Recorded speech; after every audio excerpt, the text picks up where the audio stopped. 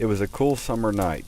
Kathleen's great-grandfather, Jack, sat on his porch overlooking the railroad tracks.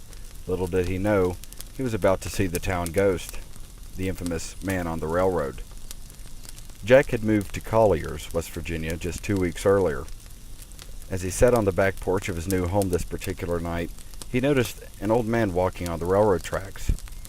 He did not think this was strange, since hobos often waited to jump the train, but this man, tonight, was different.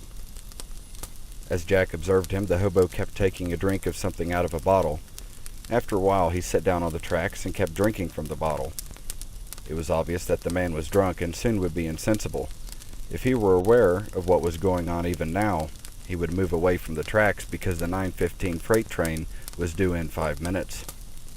But the man sat there without moving an inch, and he continued drinking from the same bottle which, it seemed, would never run dry.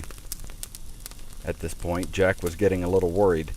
Kathleen's great-grandmother had joined him on the porch, and she too was aware of the scheduled train. She urged her husband to go and help the man. The tracks were about 1/4 of a mile from the house, and Jack started to run down in the direction of the man. He had only about 4 minutes to reach him before the train would come. He ran faster, and in the distance he heard the train's warning whistle. Would he be able to reach the man in time? He told himself he had to. He began to shout, "You fool, get out of there before you are killed!" But the man paid no attention whatsoever to Jack's warning. Jack heard the train drawing nearer and nearer. He knew it would soon reach the spot where the man was sitting. Since the engine was so high and there was a curve in the track, the engineer would not be able to see him and would not bring the train to a stop. It was already too late. The train was right there, and a horrible death was about to occur before Jack's eyes. But much to his amazement, before the engine struck the man, the old hobo had disappeared into thin air. At first, Jack thought he was seeing things and waited for the train to pass to prove himself that someone had really been sitting there. However, there was no trace of anyone. He was positive he had seen the man.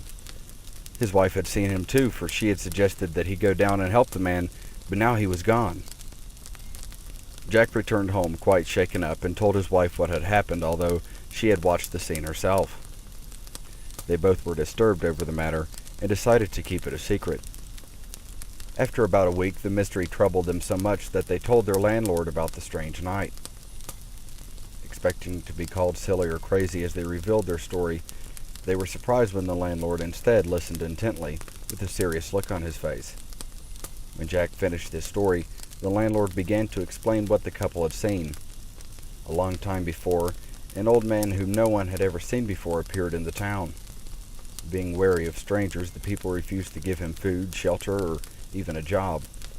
The stranger got drunk, and for the good of the town, he was driven away. The only thing the stranger knew how to do was jump trains, and so he sat down on the tracks waiting for the next freight train. When the train came, the man who was sitting on the rails was mangled to pieces.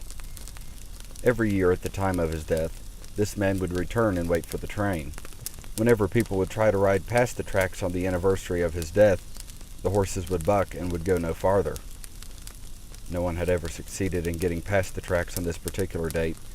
Jack was the only one ever to go near them on the strange night. He thought he saw a man in trouble and tried to help him. A year after the incident, Jack waited to see the man on the railroad appear again. It was 9:10, 5 more minutes and the train would pass. There was no sign of the hobo. At last the train passed and no man appeared. No one has seen the man on the railroad since that day. Some people believe that Jack satisfied what the ghost had waited for all these years, a person with a human heart to help someone in need.